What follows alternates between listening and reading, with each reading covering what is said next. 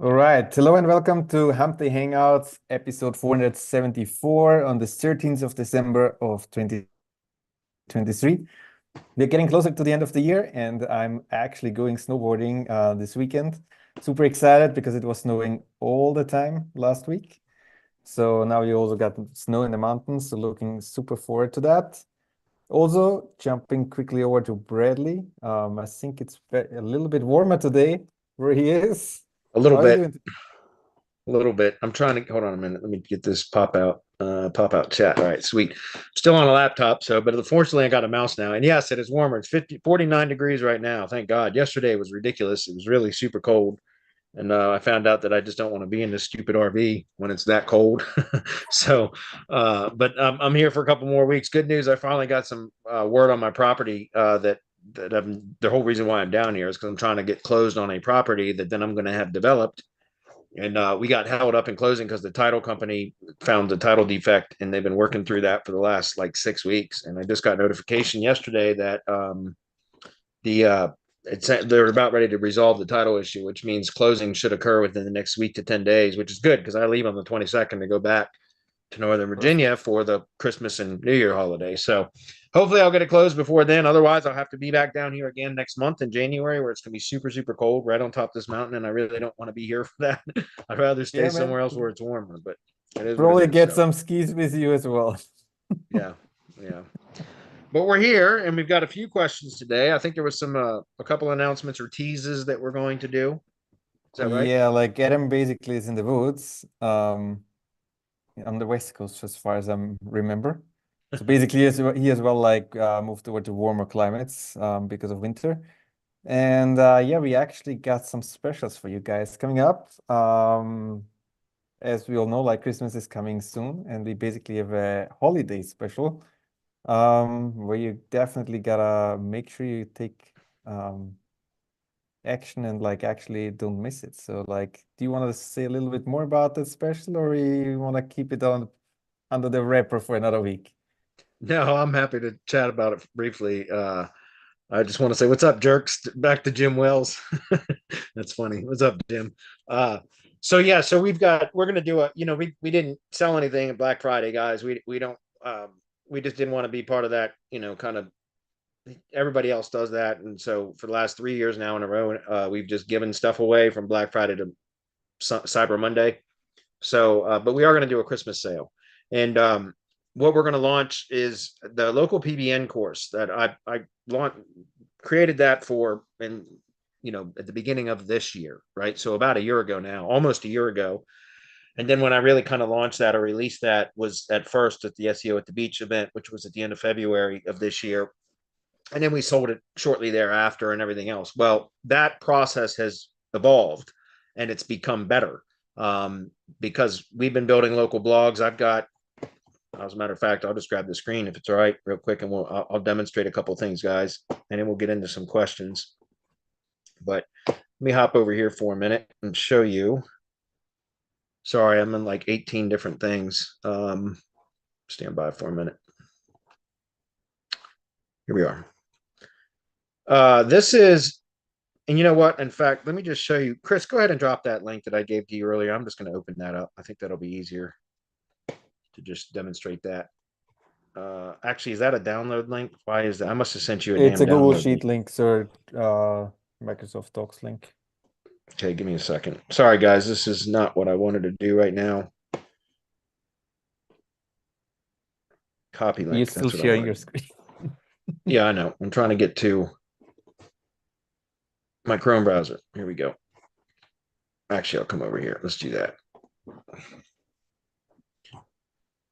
Okay, so this is what I was getting at, guys. Local blogs. So that, just so you guys can see that link there, these are the local blogs that I have available that I can sell geographic links from for semantic links. I'm not here to pitch you on that. What I'm here to pitch you on is this process for building local blogs or blogs with geographic relevance. So if I zoom in on this a little bit, you guys can see that I've got currently, well, this particular spreadsheet was updated I think on the 11th, so 2 or 3 days ago, and we had 907 local blogs. So I built in the last year, well, my team has really 907 local blogs, and we're doing about 25 to 30 new local blogs per week. And so these are blogs for links with geographic relevance, which has a significant influence on maps ranking, right? So links with topical relevance influence organic ranking more so than they do maps, but they do have a slight influence on maps when it's a local project. Links with geographic relevance have more of an influence on maps ranking and a slight influence on organic when it's a local project. So you can see I've got like over 900 sites here. And I've got, by the way that I had this sorted was by country, and then by state or region, and then by city. And so if you scroll through here, that's how these are all organized. And just to give you guys an idea, like I don't list my URLs there, but we've got blogs built out for every single one of these locations, which is great. And I keep building onto that because when we launch the DHA program next month, we want our program members to have access to a ton of geographic links so that they can help their clients rank much faster, right? So that's part of the reason why I've been investing in building this huge network of local blogs. But all of that is to say, the whole entire training course on how to build these local blogs exactly the way that my team does for me now is right here. That's this local PBN course. We called it, Adam gave it the internet marketing name of local PBN command. I haven't added the additional training in here yet, but this is the exact same process that I use to train my team on how to go out and build local blogs for me.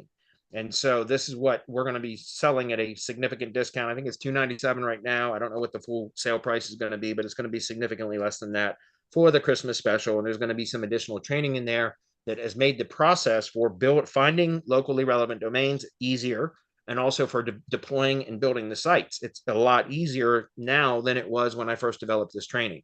So when I'm going to update this training before now and when we actually start selling this again, but I just wanted to share that with you guys so that you could see what's coming up. I would encourage any of you that are doing local SEO, this is a very valuable thing to know because it's going to help you to get better results for all of your local clients that have a Google business profile.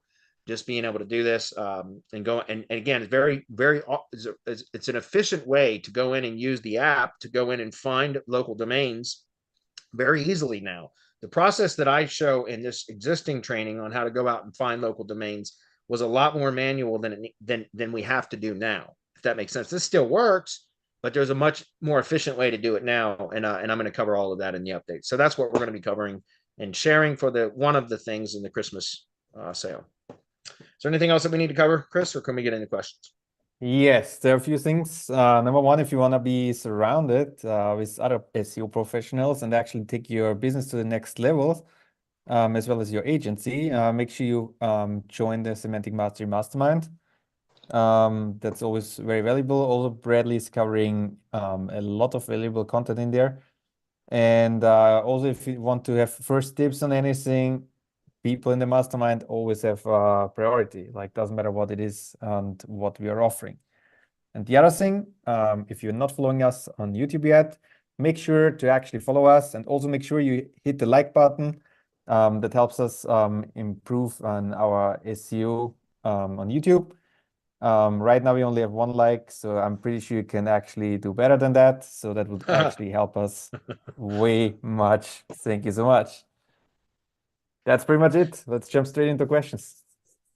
Chris, from now on, your job is going to be throughout the Hump Day Hangouts to just chime in and say, only 3 likes, you guys suck. You know, just encourage others. And I'm pretty sure we can do better. Like, what the fuck are you guys doing? I'm going to cut it off unless it gets some more likes. Anyway, let's jump into it, guys. There's only a few questions, so we could wrap up early today, or maybe chat with you chatty bastards in the chat box, because I usually don't get time for that. So it'd be cool if we could. Start with Michael. Michael says, I managed to rank one of my appliance repair GBPs on first position for non-location focused keywords like appliance repair, refrigerator repair, etc. So he's talking about keywords without the city or location modifier.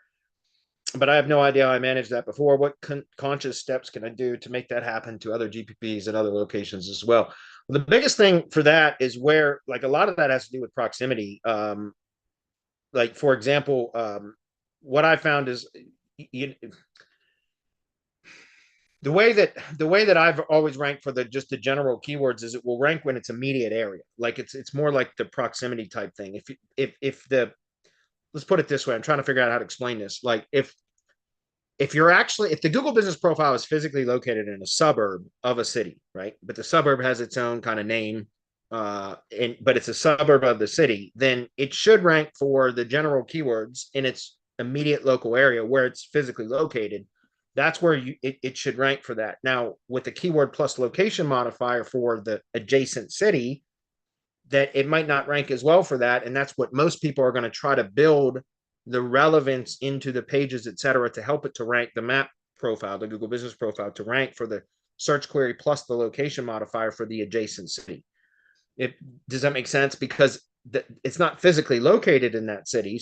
Like, even if it's very, very close in proximity, it's not physically located there. So you have to try to manipulate that by optimizing for that city name. But generally, you should be able to now rank for your Google business profile where it's physically located without having to do much other than on-page optimization for the Google business profile and standard optimization for the website. But it's more about building kind of the authority to the Google business profile or relevance to the Google business profile. And it should rank for the keyword without the location modifier in its immediate area, because that's how Google business profiles work now. By the way, like I always try to preface this, guys, there's nothing as absolute in SEO. There are always outliers, always anomalies, algorithmic anomalies, as I call it. So this is not gospel or law, but the vast majority of the times now what I see is that most Google business profiles are going to rank for in their immediate local area for the keywords without location modifiers and the keyword plus near me. But then trying to optimize for keyword plus location modifier, so that's the city name, that's where, again, a lot of the times is where the business is trying to push the Google map into an area where it doesn't actually, it's not physically located, but it wants to push into that area. That's typically where we see it. So that's why I try to treat all Google business profiles now as hyper local. In other words, I always tell all of my clients now, like, look, you should be dominating your immediate local area first. I understand that it might be in a suburb outside of the city where most people are going to be searching for in the city. I get it, but it's very difficult to rank for that until you're already ranking in your immediate local area first. So I always recommend optimizing and ranking in your immediate local area first. And then once you've kind of got that and you're in the top 3 across a fairly large area for your immediate local area, so that's keyword and keyword near me without the location modifier, then you can start to optimize to try to push expansion into the areas that you desire to be more, if that makes sense. So again, if it just comes down to basic proximity or the physical location is incredibly important, but then also, just optimizing the standard optimization procedures, right? SOP, for that you would normally do. And then you can rank better in your immediate local area. And then you can start to append and optimize for keyword plus location modifier for the surrounding areas, et cetera. That's kind of the way that I do things anyway. So it used to be that, I'm sure you guys are aware, we used to be able to push into adjacent areas, or sometimes you could have a Google business profile way over here, but have it rank in a city that's like, there's 2 municipalities in between, and you used to be able to manipulate that. It's not saying it cannot be done now, but it's much, much harder now. So again, I always recommend just focusing on your immediate local area first, and then you can always try to push into other areas as well. Hopefully that's clear. Most of that has to do with the actual physical location of the business too. Okay. By the way, guys, keep this in mind. If you've got a service area business and you have an unpublished street address, but you've defined your service area in Google Profile Manager, meaning you've told Google this is your service area. What Google does is if you define your service area and then you go look at the Google Business Map, right? It's an unpublished street address. And Google will show like the kind of dotted line of the area that you defined as the service area. So when you use at least Bright Local, I don't know about the other local search grid reporting apps or tools, but with Bright Local, when you submit a service area business for the local search grid reporting, it's going to automatically center the middle of the grid over what it thinks is the center of the defined service area, according to that kind of red dotted outline that shows the service area that you defined in Google Business Profile. So why I'm telling you that is because that often is going to put the local search grid, the center of the local search grid, not actually where the Google business profile was physically registered to, right? So it's going to skew the data. And I see that all the time with link building clients that submit service area business projects. And so I've had to train my report generator, Zyra, to go like, that's why I require from my clients their physical address, even if it's an unpublished street address. I require that for reporting because I need to know where we have to manually move the center of the local search grid, right? So the center of that grid needs to be positioned immediately over top where the physical location of the Google business profile was registered, because that's how it works now. Again, there are anomalies, there are outliers, there are sometimes where I have to eat those words because for whatever reason, it's the profile is ranking, but not where it's physically located, but somewhere else. And that could be it's an older Google business profile that built all of the signals into that other area and it's just basically grandfathered, et cetera. But with newer profiles or profiles that have not been optimized and don't already have a very significant presence somewhere, we always want to show the local search grid rankings where the Google business profile is physically registered to, if that makes sense.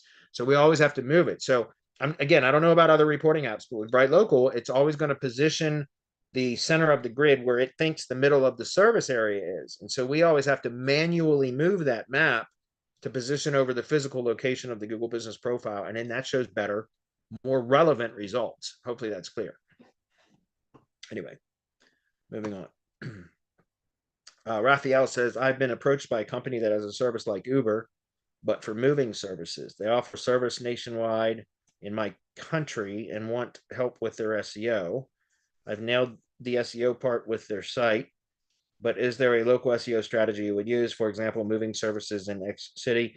Yeah, I mean, that's with lead generation, by far the vast majority of leads are going to be generated through the Google Maps pack. At least that's my experience. I deal almost exclusively with home service contract. Now it's just tree service contractors, but over my SEO career, I've dealt mostly with various types of home service contractors. I've dealt in other industries too, but most of my experience in SEO and local SEO and lead generation is with contractors, home service contractors, which by the way, that is not a specialization. You're not niching down when you go to just home service contractors, because that's still very, very broad. For many years, I convinced myself that I had niched down when I had not, because I said, I only work with home service contractors, so I'm kind of a niche agent. No, bullshit. That's not true. When I finally went to just do a tree service SEO, that's when I became a true niche agency.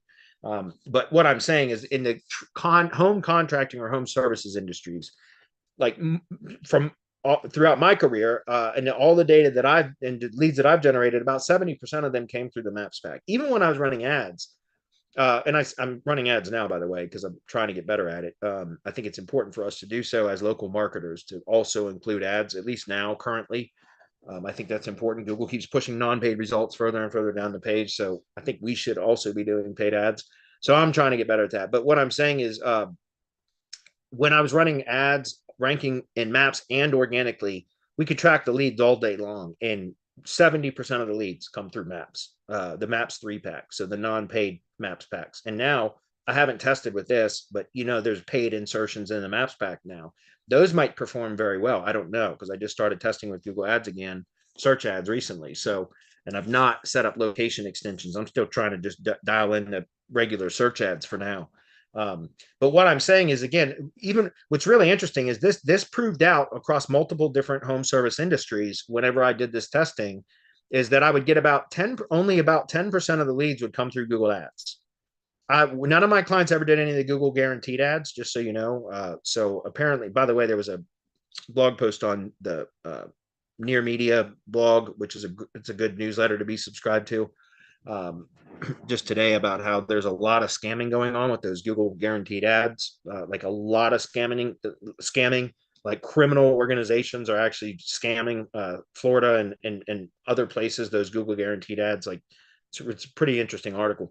So Google's dropped the ball completely. Those are supposed to be vetted providers, and they're apparently not vetting appropriately. And there's a lot of scamming and stuff going on there. But anyway, what I was saying was from just regular search ads and then also being ranked in Maps and then organically in the cases where all three of those were occurring at the same time, I could track the leads, and it's almost like the same kind of data across every type of home service campaign. About 10% would come through ads, about 70% would come through maps and only about 20% through organic listings. So non-paid listings below maps. And I saw that again across a few different industries that I ran ads in. So to get back to the original question, what I recommend for something like this is certainly, if you can secure Google business profiles to get moving services in various cities, by all means do it, because you're going to generate far more leads that way than you would from just ads or from just ads and or organic. Is that clear? But the problem is, and again, I don't know if you're talking about another country or whatever, but in the United States and now in some of the other countries too, it's becoming a hell of a lot harder to secure and verify Google business profiles. So I don't even want to try. I was just having a chat with one of my colleagues earlier today who said, recently he's been able to secure a couple hundred Google business profiles. And I just said, I just recently got 3 and I don't want to buy or try to get any more because, I'm putting effort into the 3 that I just got. And I can't stand putting time, effort, and resources, including money, into something that at any moment within a blink of an eye can be taken from me. And that happens with Google business profiles. If they're not attached to real, valid, verifiable businesses, then at any moment, just like that, it can be wiped out. And that's all the effort and time and money and everything that you put into that gone in a blink of an eye. And I hate building my business that way. That's why I don't like doing turn and burn strategies and all that kind of stuff. I got to stop doing launch jacking affiliate stuff because again, that's a very short life cycle. You spend a lot of work and effort, resources building assets for a very short launch window when they launch a product, and then all that works obsolete for the most part, unless it becomes an evergreen product. So anyway, long story short is I don't have the what do they call it, risk tolerance to go through having right now 200 new Google business profiles, because I could just imagine the amount of time and effort and money that I would dump into trying to start optimizing all those. And then again, just like that, it could be gone. And so that's why I started developing what I call the DHA program, guys, which will be launching next month, because that is about building organic assets that, yes, they only, as I just talked to you, as I just was answering this question, I just talking about how organic assets only produced about 20% of the results when I was tracking all of that across various home service type industries. Now it's probably less. I don't know. I've not done any examination on that recently. I'm sure there are surveys and tests out there that I could probably prove that data out, but because the non-paid results keep getting pushed further and further down, it might be even less than 20% come through organic assets. But the whole point of the DHA program is to build organic assets that you can rank and then use that to point to when you're prospecting and pitching your SEO services to contractors or companies, business owners in the area that you've got ranked organic assets for. And then you use that to show that you know how to get results for their business, their industry in their area. And then you back into doing Google business SEO on their profile, because that's a real valid business that's verifiable and can be re-verified if needed, because it's tied to a real business. Because now understand, yes, we can't generate nearly as much revenue from organic assets as we could if we had a bunch of our own lead gen Google business profiles. But we have organic assets that are ours. And as long as we don't get our domain suspended, which is kind of hard to do right now, right? As long as we don't get our domain suspended, those are our organic assets that aren't going to be taken from us. So we can use those as a foot in the door strategy and a selling, uses kind of as sales collateral, so to speak, to sell traditional retainer-based SEO services to companies that have real valid Google business profiles, so that now we don't have to worry about wasting time and resources or investing time and resources into an asset that can be taken from us in a blink of an eye. Does that make sense? So hopefully you understand, the guys. I'm not saying that you can't go out and still build a huge business doing lead gen with Google business profiles, spammed Google business profiles. You absolutely can. But are you willing to risk your business on that when Google can take it from you at any moment? I'm not. And I don't want our members, I don't want to teach that. I don't want to teach people to build a business on, sandy ground. I want to teach people to build a business on bedrock, something solid that they have, that's got longevity, that they don't have to worry about and lose sleep at night over whether they're going to wake up tomorrow to have their entire business gone. Right? I don't want that. I fucking hate that. So that's precisely what I'm trying to teach others with the directory hybrid agency model, is to use your own build your own assets, right? Build your brand, and then use those as a foot in the door strategy, sales collateral, whatever, in order to prove that that you can get results for your chosen industry in their area, so that when you're talking to them, you can point to it. Like, hey, look, I'm outranking you, and I don't even have a Google business presence in your area. So if we marry this, combine what my assets with your Google business profile, we can start generating a lot of leads for your business. Are you interested? If not, that's fine. I'm talking to your competitor next. You know what I mean? So that's kind of the whole point there, guys. If you want to build a business on Google business profiles that are spammed profiles, feel free to do so. Just understand there's a lot of risk there, and I'm not willing to tolerate that risk. So, but it's a great strategy. It's just it's a bit shaky right now, is what I'm saying. So, Noman says how to create a topical map of a local business site model equals rank and rent. Just go to ChatGPT and prompt it. Right, there's a few prompts that my business partner Adam actually shared some really good prompts in our mastermind. There's a whole module on our mastermind for AI prompts, and that he just spit out a couple dozen of them, or a dozen of them or so, a week or two ago, and some of them are fantastic. I've already modified some of his prompts to do other things, like develop YouTube ad scripts and radio ad scripts and stuff like that, and it's working really well. So, anyways, you can go to ChatGPT and just prompt it. Like, for example, I'm not going to share my prompts here, but and by the way, I've done a lot of prompting and just some basic stuff, but I've got a couple that I developed for developing a topical map, and it's about 3 kind of steps, and then it basically gives you the outline, and then you can flesh the outline out. But you can just go to ChatGPT and provide the top level topic term. I've done training, guys, here on Hump Day Hangouts on how to do topic research using Google search and Wikipedia. Those two to identify your top level topic terms. If you haven't seen that, then I would encourage you to go to our YouTube channel and search for it, so that you can understand that. But if not, you can even just use like Google business categories. If you're talking about rank and rent, so if you know what your primary Google business category is, you can use the primary Google business category as a way to prompt ChatGPT and say, extract all of the entities that are most relevant to this category, and you paste the category name in, and then it'll come in and it'll give you a list, and then you say, okay, and I'll format those into clusters, and then it will format it into appropriate clusters, and now break that down into an outline, and then it'll give you an outline. And so, again, I'm not going to share my prompts here. That's not the place for it, but that's what I've done. And I've just gone and played with that a bit, take an hour or two to go through and figure out the way to get to prompt it properly, and then format it properly to where now I've got an outline. And then that's all I do, is I take that outline and I send it over to my blogger and say, start fleshing this out with content. There you go. That's how I do it. Again, you can do that with ChatGPT. You could probably even find others that there's also, by the way, guys, there's a great program that I use. And I'll just go to ChatGPT for a minute. I'm sure some of you are aware of this, but it's called AI PRM. It's really good. I fortunately got connected with AI PRM or whatever, like when it first opened up. So I got some really sweet pricing on it. But they've got different plans and everything, guys, but they've got some really good prompts in here that are, pre-engineered prompts. By the way, there's one in here from Merchant, which I've been testing with Merchant for a couple of months with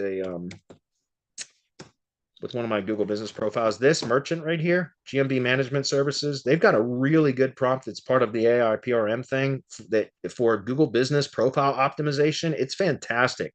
I was blown away the other day. I found it in the ARPRM one for Google Business. I just did it for, it's probably this one right here. This is it. This is for one of my lead gen locations. But this was, it's again, it's a prompt by Merchant. I know I went off topic a little bit, but right here, merchant.com right there. And it's part of the ARPRM, but this was fantastic. I was really blown away with how well this was. The prompt, your task is to help me optimize a Google for local SEO in English or whatever. And all I did was give it the name right here, Tree Care HQ Mustang, a tree service company in Mustang, Oklahoma. So in other words, this up here was already built into the prompt. All I had to do was this right here. add that line of text, and then boom, it spit this out, and it's really good.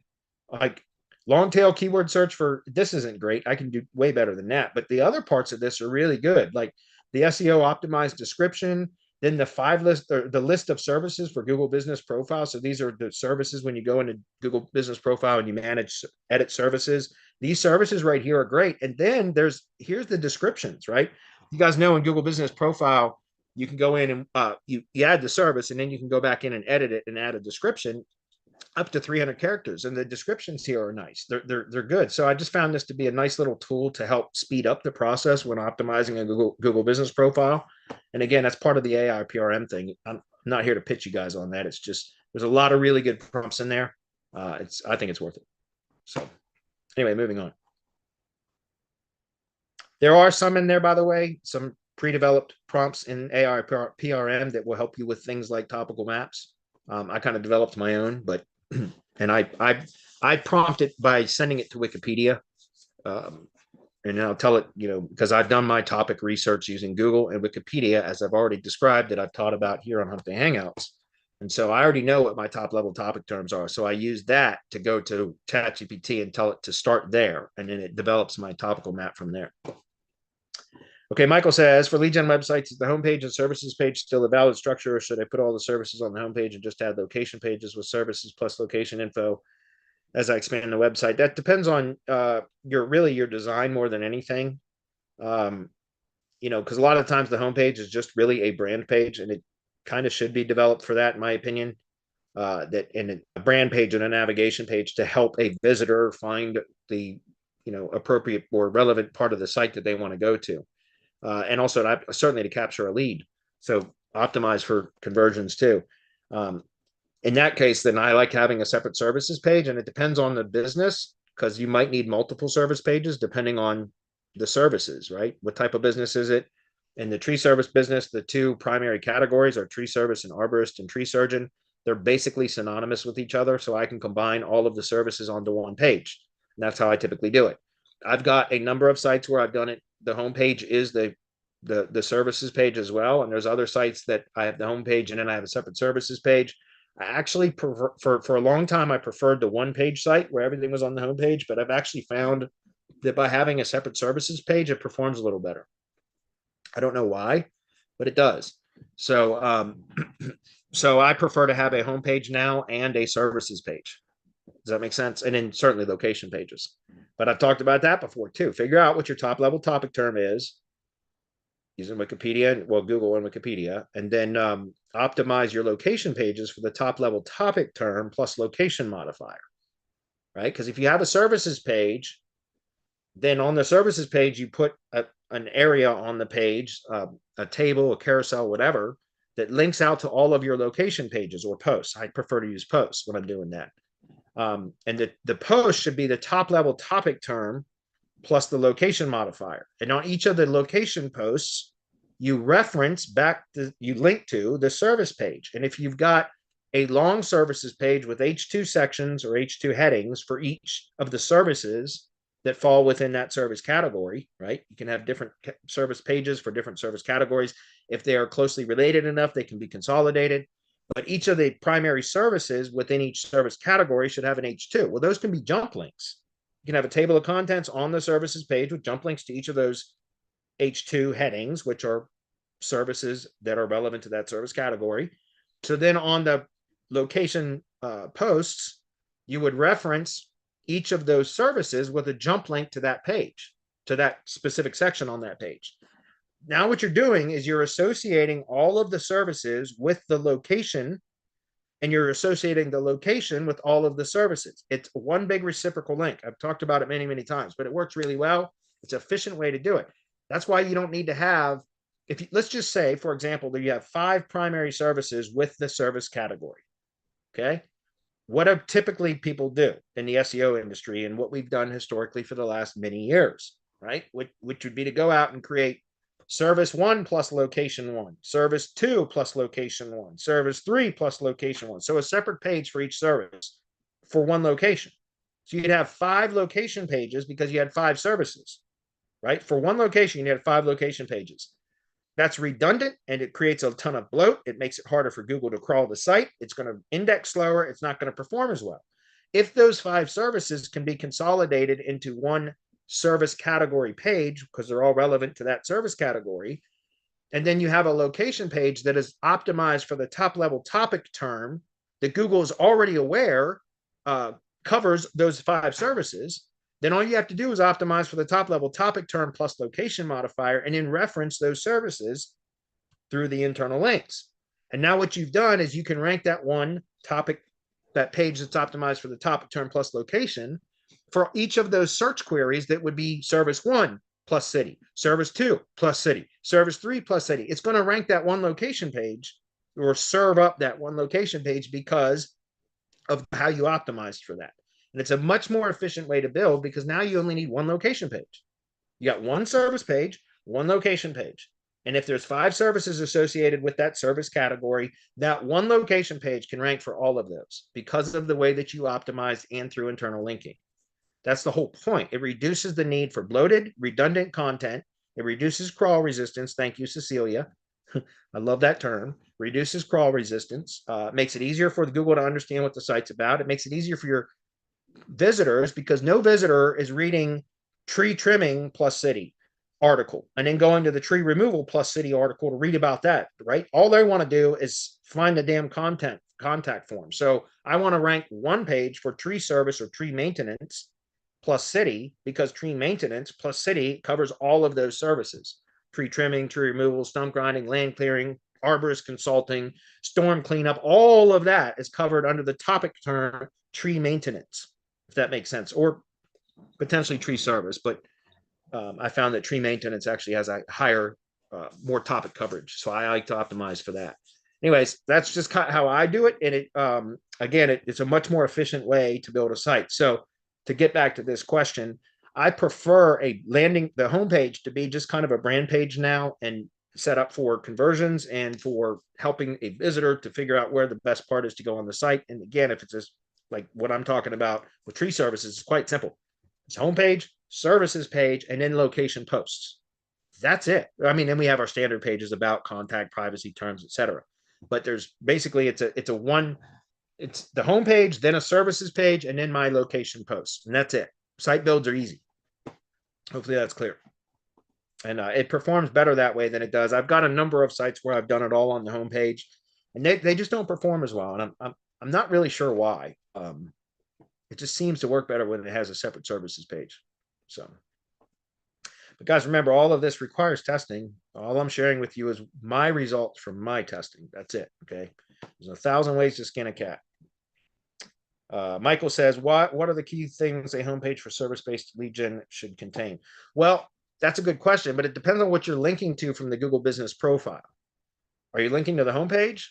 Because if so, then what I recommend there is that you optimize the SEO title specifically for the brand first, then the primary Google Business category, and then the location. And I've been teaching that for a year in Semantic Mastery. And that's because you want to corroborate, reinforce, provide agreement between the website and the Google Business Profile, right? Provide agreement, Ted said that. I've been talking about corroboration for many, many months now, but basically you're reinforcing or mirroring what Google knows and understands about the local entity.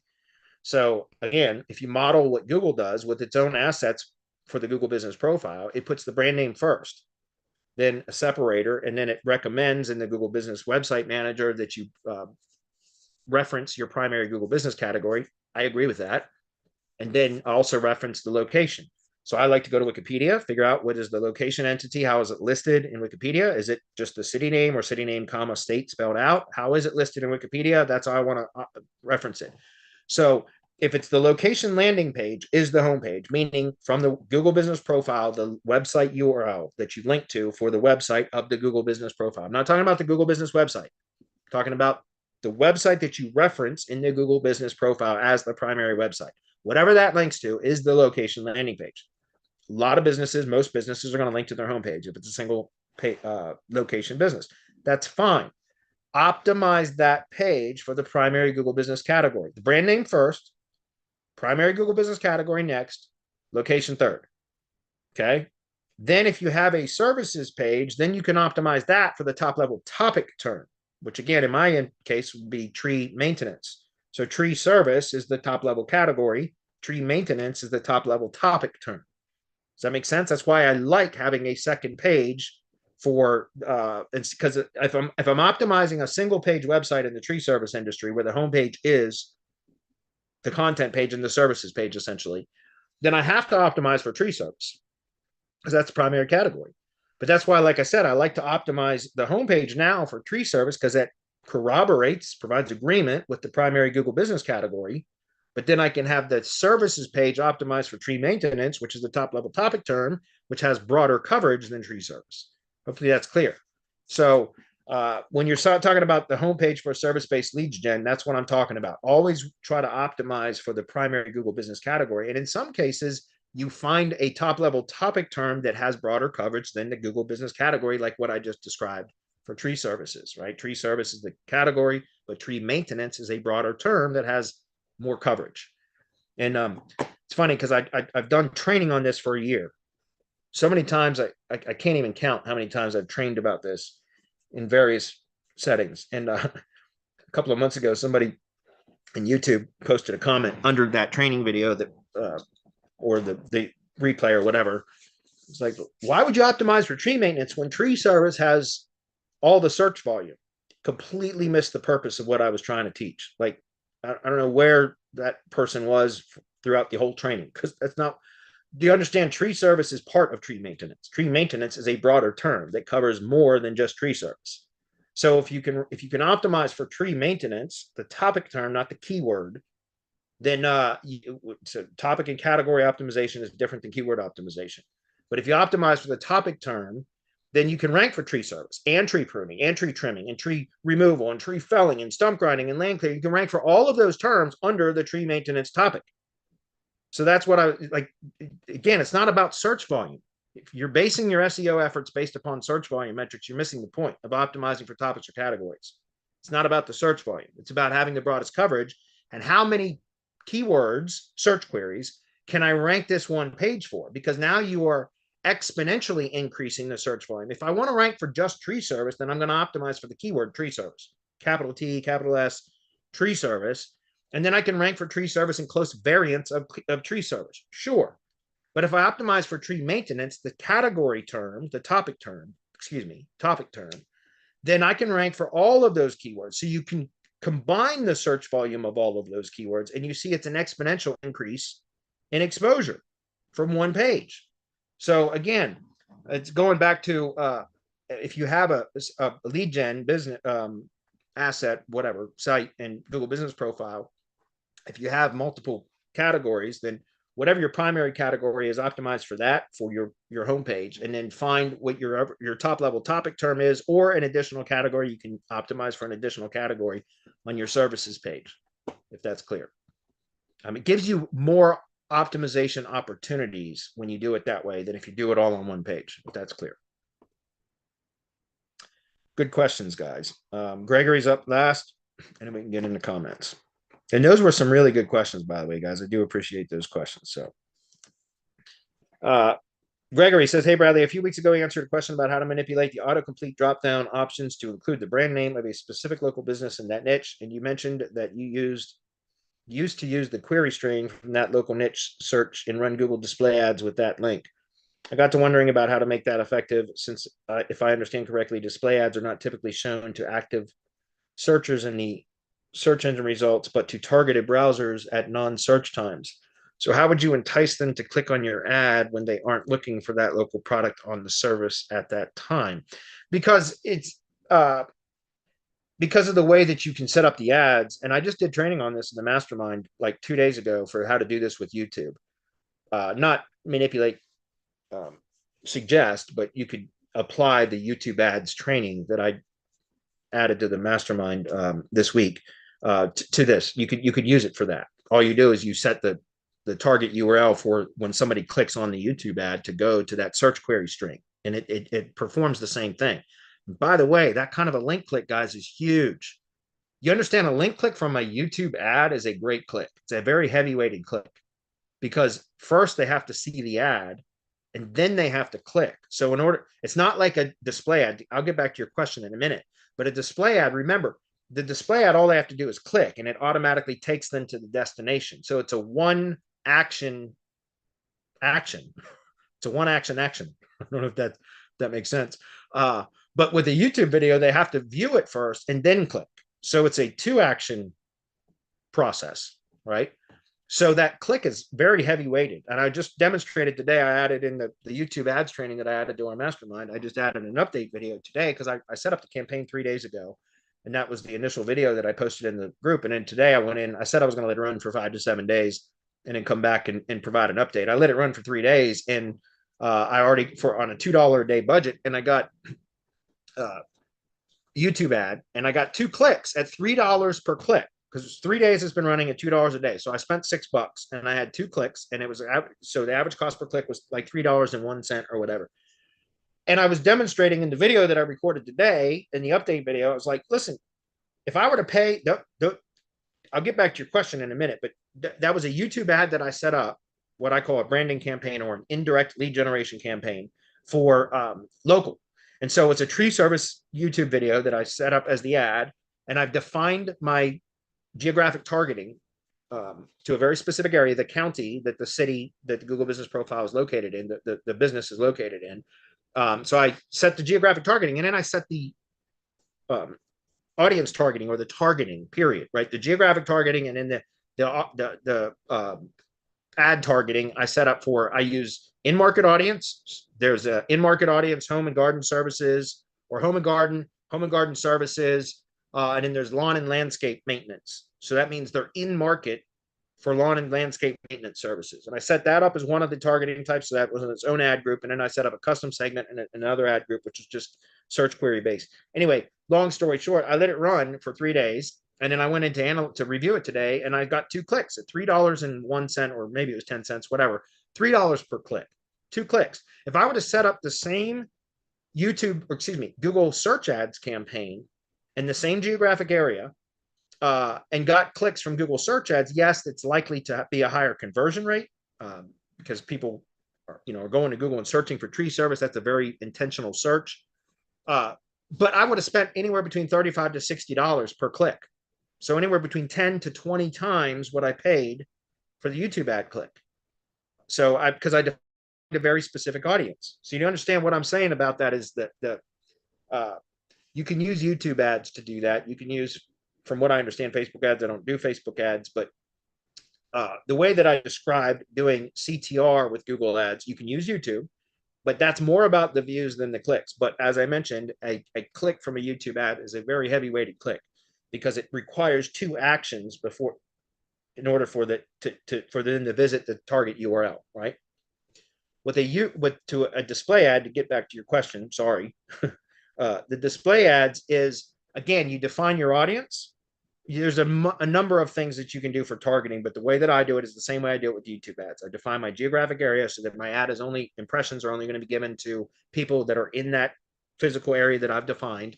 And then number 2, that are in market, right? Or using one of the predefined audience segments in Google. I like to use in market segments, or there's life event segments, or you can create your own custom segment through intent or search queries. There's a number of things that you can do.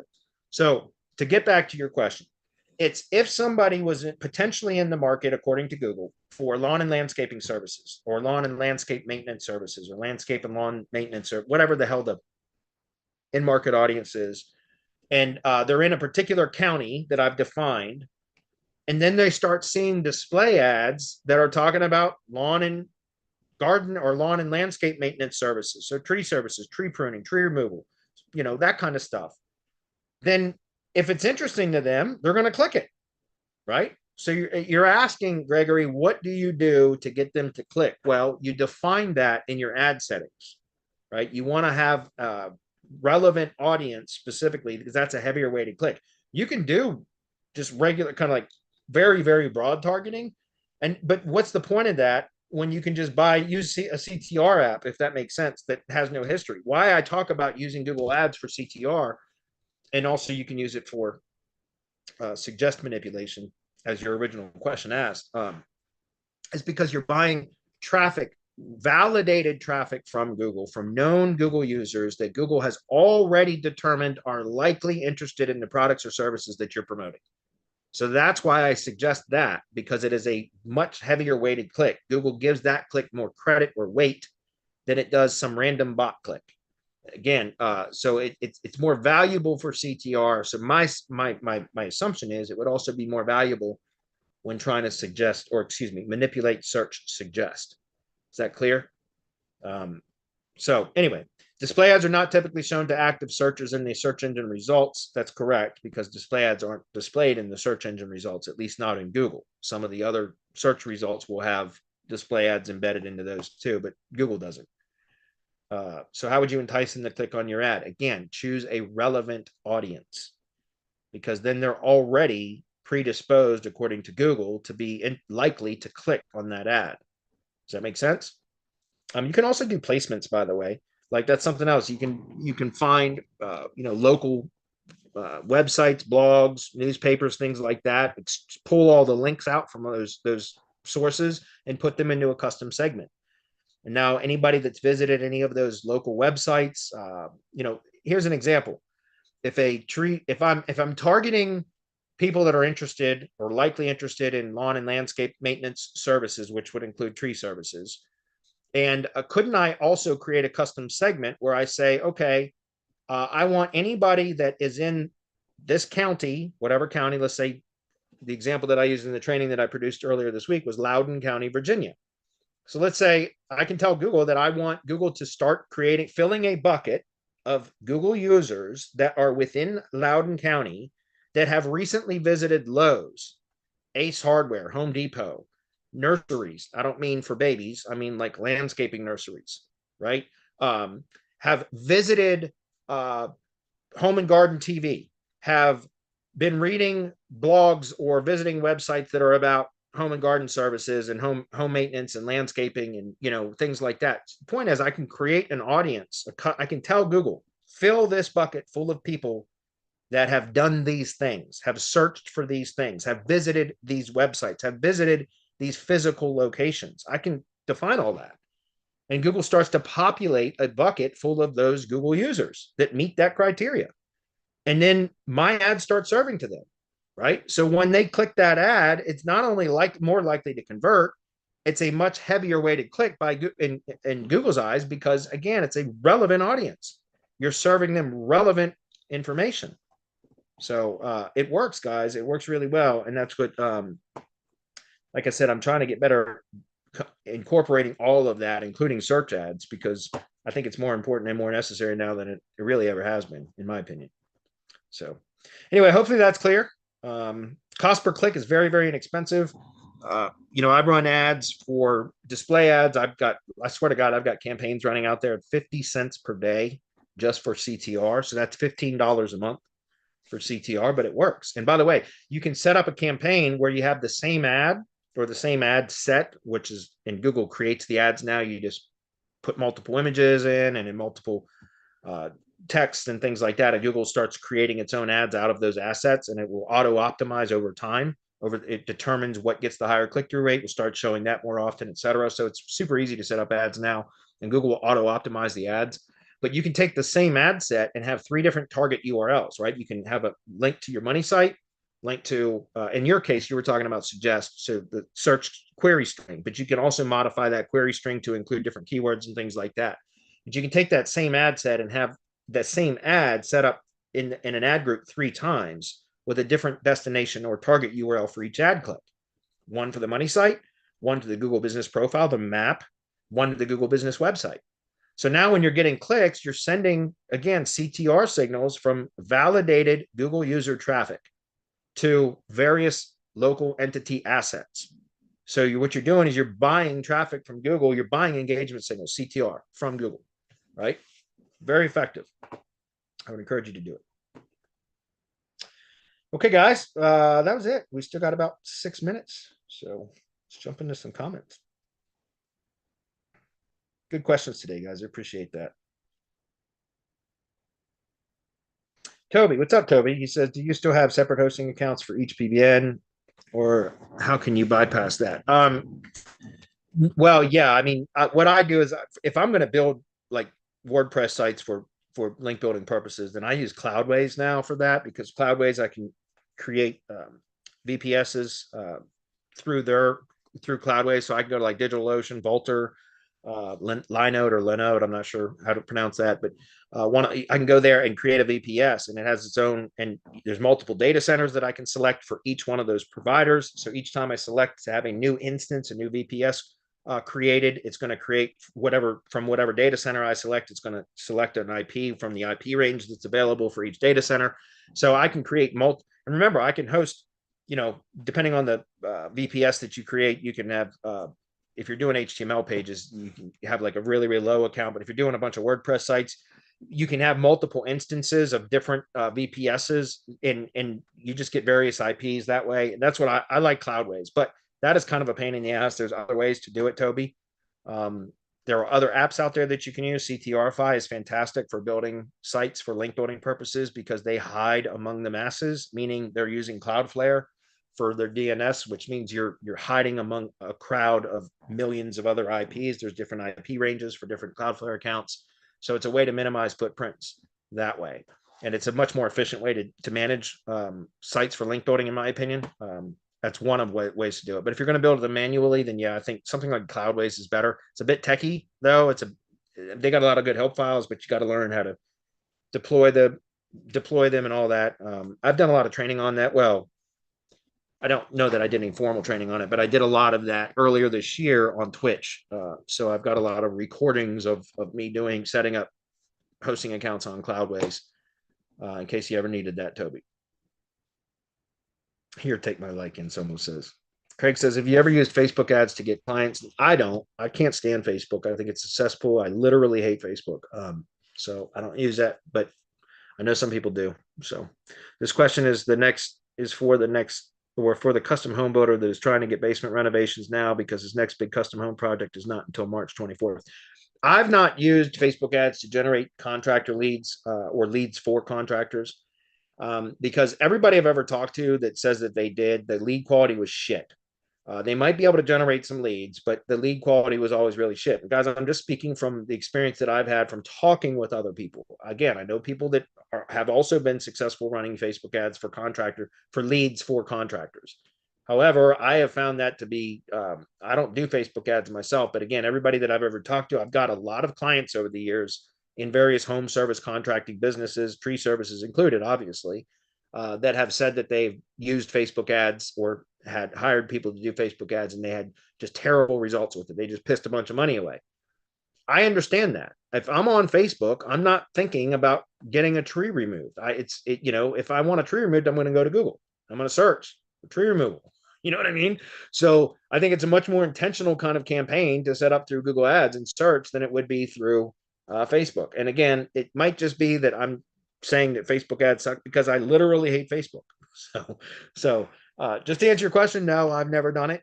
I've heard a lot of people that I know a lot less people that have had success generating leads for contractors with Facebook than I do that say that they suck. Does that make sense?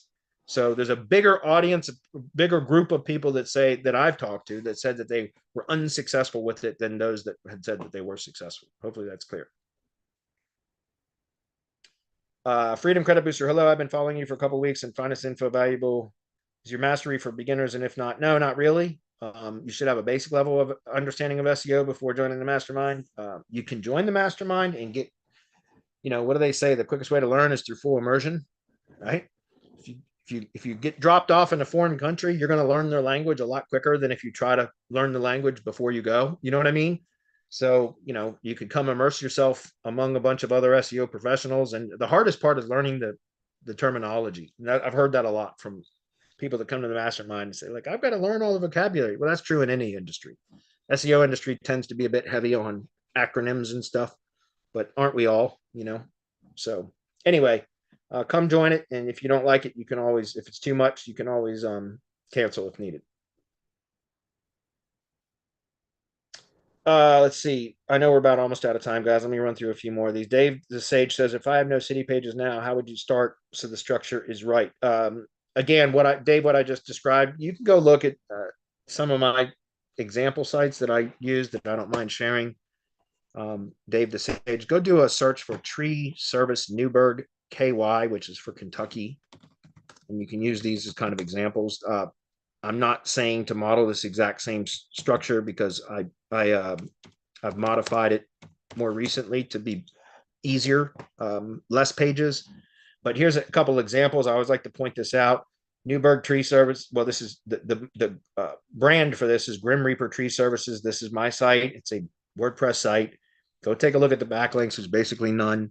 But this is what I'm talking about. This is the location page. Now, in this case, I was still splitting my services out. So I do have separate service pages instead of consolidating all of these on the one page, which I could have done.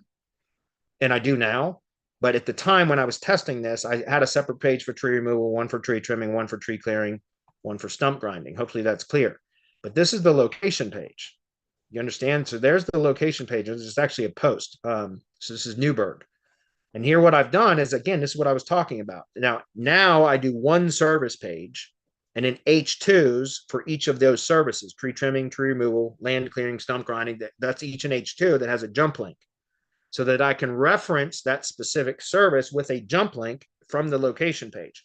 In this case, the location page or post is actually referencing those different service pages because I have separate service pages for each of those. Again, that was unnecessary. All of these services can be consolidated on the one services page, where each one of these link clicks could go to that specific H2 section on the page.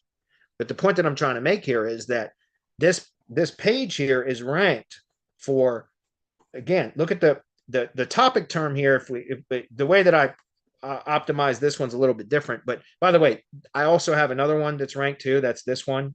Okay. This is the top level topic term, tree maintenance. Notice how it's listed.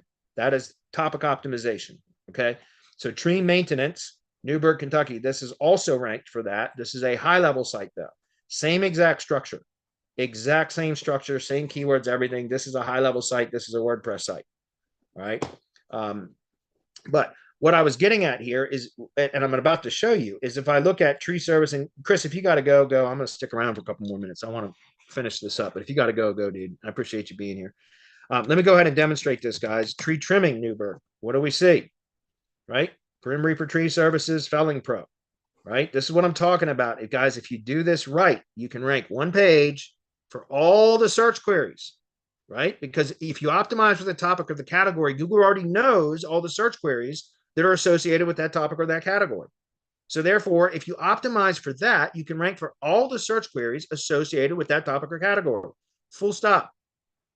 Or you could optimize for the keyword and only rank for that keyword and in close variants of that keyword. The choice is yours, right? I prefer less work, more results with less work. So instead, I'm going to do this, right? So tree removal, what do we see? Grim Reaper Tree Services, Felling Pro, above maps. This is a very low competition area, but this is a good way to demonstrate this, right? So let's go look at some other ones, right? Tree pruning. Let's take a look at that one. What do we see? Grim Reaper Tree Services, Felling Pro. Should I keep going? Is it necessary? Stump grinding.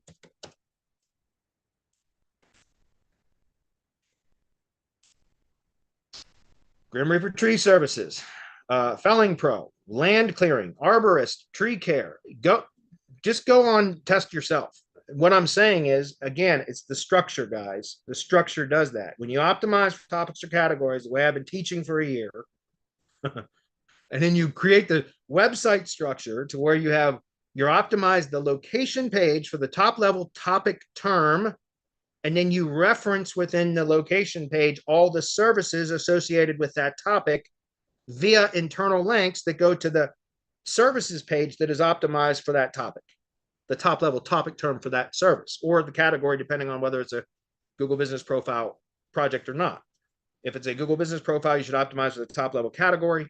If it's an organic asset only, then optimize for the top level topic term. In this case, there was no Google Business Profiles associated with these two projects. So that's why tree maintenance is the top level topic term. I optimized for that. Again, go test it, guys. Newburgh, Kentucky. Tree care, stump grinding, land clearing, arborist, tree service, tree pruning, tree trimming, tree removal, tree felling. All of that ranks for every one of them. That's why. Good question, though. So just use that as a model. But again, don't create separate service pages for every service. It's unnecessary. Figure out how Google understands that category or topic. You can do that through research, through Wikipedia and Google searches. Not kidding. I've shared that many, many times on how to do that. You can go to our channel and figure it out. Hopefully that's clear. David says, I would agree with that. Some of the Mastermind is by far, I would say, is the best to really jumpstart your career. Oh, awesome, guys. Thank you guys for the confidence. I put prompt engineer on my LinkedIn, David said. That's awesome, David. I've not played with that nearly as much as I'd like to.